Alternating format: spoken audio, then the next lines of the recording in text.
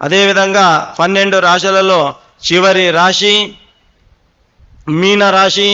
The దు షం ఝ థ they దో చా చి ఈ అక్షరాలతో పేరు కలిగినటువంటి వారు మీనరాశికి చెందిన వారు అవుతారు. మీనరాశి వారికి ఆదాయం 5, వ్యయం 5, రాజపూజ్యం 3, అవమానం 1గా సూచించబడుచున్నది. ఈ రాశి వారికి శని 12వ ఇంట్లో ఉండడం వల్ల కార్యాలయంలో కొన్ని అడ్డంకులు జాప్యాలు ఏర్పడవచ్చు. మీరు ఎంత కష్టపడి పని చేసినా సంవత్సరం మొదట్లో మీకు ఆశించిన విజయం లభించకపోవచ్చు. పనిని వాయిదా వేయడం లేదా పని పట్ల ఉత్సాహం తగ్గడం వంటివి మీ పురోగతికి ఆటంకం కలిగిస్తాయి. అలవాట్లను మార్చుకోవడానికి మీరు క్రమశిక్షణతో చురుగ్గా మరియు ఒక ప్రణాళిక ప్రకారం పనిచేసేటటువంటి జాగ్రత్త వహించాలి.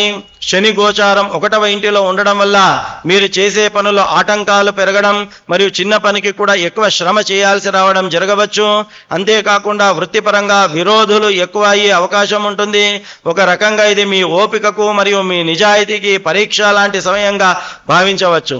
రాహు గోచారం అనుకూలంగా ఉండదు కాబట్టి ఈ సంవత్సరం అంతా మానసికంగా ఏదో ఒక ఇబ్బంది ఎదురయ్యే అవకాశం ఉంటుంది. జాగ్రత్త వహించాలి.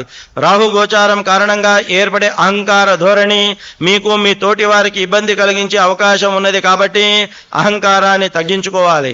గురువు గోచారం 3వ ఇంటిలో ఉండడం వల్ల కొన్నిసార్లు ఉత్సాహంగా పనిచేసినప్పటికీ ఇంకొన్నిసార్లు ఆవేశం ఎక్కువ అవ్వడం వల్ల మీరు ఎదుటి వారికి ఇబ్బంది కలిగించే అవకాశం ఉంటుంది. జాగ్రత్త. గురువు దృష్టి 10వ ఇంటిపై ఉండడం వల్ల కార్యాలయంలో పరిస్థితులు కొంత మేరకు మెరుగుపడతాయి. పని ఒత్తిడి ఎక్కువగా ఉన్నప్పటికీ స్థిరమైన వ్యూహాత్మకమైన విధానంతో మీ ఉద్యోగ లక్ష్యాల వైపు ప్రయత్నిస్తే మీరు విజయం సాధిస్తారు. మీనరాశి వారికి ఈ సంవత్సరం ఆర్థికంగా మిశ్రమ ఫలితాలతో ప్రారంభమవుతుంది. శని మరియు రాహు ప్రభావం వల్ల మీరు డబ్బు విషయంలో జాగ్రత్తగా ఉండాలి. ఊహించని ఖర్చులు వచ్చే అవకాశం ఉన్నది.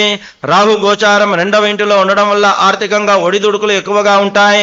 అవసరం ఉన్నప్పుడు చేతిలో డబ్బు లేకపోవడం, అవసరం లేని సందర్భాల్లో డబ్బు చేతిలో వచ్చి వేరే వాటికి ఖర్చు చేయడం, అప్పు చేయడం ఇవి ఇబ్బంది కలిగే అవకాశాలు ఉన్నాయి. కాబట్టి ఆర్థిక విషయాల్లో ఈ రాశి వారి సంవత్సరం చాలా ప్రత్యేకంగా శ్రద్ధ వహించాలి. గురువు గోచారం 3వ ఇంటిలో ఉండడం వల్ల ఈ సమయంలో కుటుంబ జీవితం మెరుదుగా ఉంటుంది. మీ జీవిత భాగస్వామికి వారి వృత్తిలో అభివృద్ధి సాధ్యమవుతుంది మరియు మీ కుటుంబంలో శుభకార్యాలు జరిగే అవకాశం ఉంటుంది. 1వ ఇంటిలో రాహు గోచారం కారణంగా మీకు మీ జీవిత భాగస్వామితో కొన్నిసార్లు మనస్పర్ధలు ఏర్పడే అవకాశం ఉన్నది. జాగ్రత్త. ఉద్యోగ బాధ్యతల వల్ల లేదా కుటుంబంలో చిన్న అపార్థాల వల్ల కుటుంబంలో కొంత ఉద్రిక్తత ఏర్పడవచ్చు. కాబట్టి కుటుంబ విషయంలో జాగ్రత్త అవసరం. మీరు మీ కుటుంబం కంటే ఎక్కువగా సమాజం కొరకు కృషి చేయడం వల్ల సామాజికంగా మీకు మంచి పేరు ప్రతిష్టలు కలుగుతాయి. సమాజంలో మీకు గౌరవం ప్రశంసలు పెరుగుతాయి.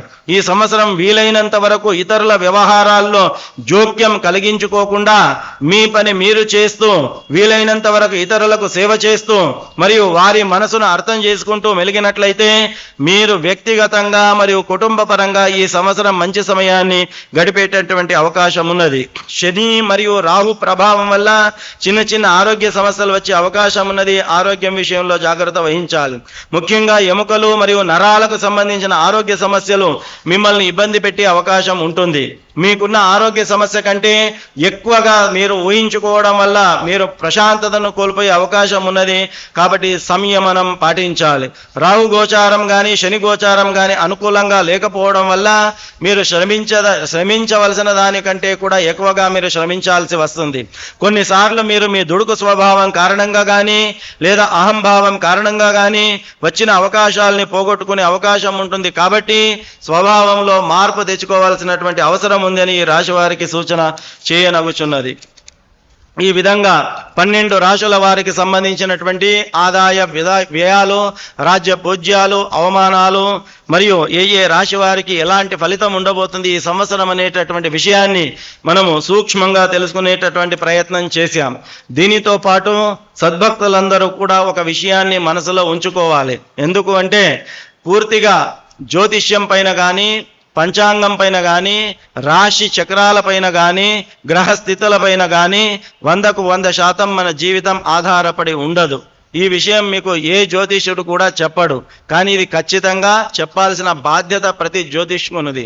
ఎందుకంటే మన జీవితము గ్రహస్థితుల ఆధారంగా 50% నడిస్తే మిగతా 50% మన జీవితము మనం చేసేటటువంటి మన కర్మలు ఏవైతే ఉంటాయో, మనం చేసేటటువంటి మనస వాచ కర్మణ, మనం చేసేటటువంటి మంచి కర్మలు కానీ చెడు కర్మలు కానీ వాటిని ఆధారంగా ఒక 50% మన జీవితము పూర్వ జన్మ కర్మల ఆధారంగా కూడా ఉంటుంది. కాబట్టి రెండిటి మిశ్రమము మన ఈ యొక్క జీవన ఫలము ఈ సంవత్సరం ఉంటుంది అనేటటువంటి విషయాన్ని దృష్టిలో పెట్టుకొని, ఏది ఏమైనప్పటికీ కూడా తల్లిదండ్రులను గౌరవిస్తూ, గురువులను గౌరవిస్తూ, ఇష్టదైవాన్ని కులదైవాన్ని ఆరాధన చేస్తూ, ఆధ్యాత్మిక కార్యక్రమాల్లో చాలా చురుకుగా పాల్గొంటూ, మానసిక ప్రశాంతతను కలిగి ఉండి, ఎవరైతే తల్లి తండ్రి గురువు దైవం యొక్క అనుగ్రహాన్ని పొందుతారో, సతీ సావిత్రి ఎలాగైతే మరణం నుంచి తన భర్తను కాపాడుకోగలిగిందో, భక్త మార్కాండేయుడు తన ఆయుష్ను కోల్పోయినప్పటికీ కూడా భగవంతుడి అనుగ్రహం వల్ల ఎలాగైతే ఆయుష్ను పెంచుకోగలిగాడో, జగద్గురు ఆదిశంకరాచార్యులు కేవలం 8 సంవత్సరాల ఆయుష్ను మాత్రమే తీసుకొని భూమిపైకి వచ్చినప్పటికీ తన కర్మల ద్వారా తన ఆయుష్ను 32 సంవత్సరాలకు ఎలా పెంచుకోగలిగాడో, ఆ రకంగా మనం చేసేటటువంటి ధార్మిక ఆధ్యాత్మిక కార్యక్రమాల ద్వారా, మనం చేసే మంచి పని ద్వారా గురువుల అనుగ్రహము భగవంతుని అనుగ్రహం వల్ల కూడా మనము ఉన్నతమైన ఉత్తమమైనటువంటి స్థితిని ఈ సంవత్సరం పొందే అవకాశం ఉంటుంది. కాబట్టి ఈ విషయాన్ని కూడా మీరందరూ కూడా దృష్టిలో ఉంచుకొని, హరి ఓం తస్సత్. కాయేన వాచా మనసేంద్రియేవ బుద్ధ్యాత్మనా వా ప్రకృతే స్వభావ కరోమి యద్దే సకలం పరస్మై నారాయణాయేతి సమర్పయామి.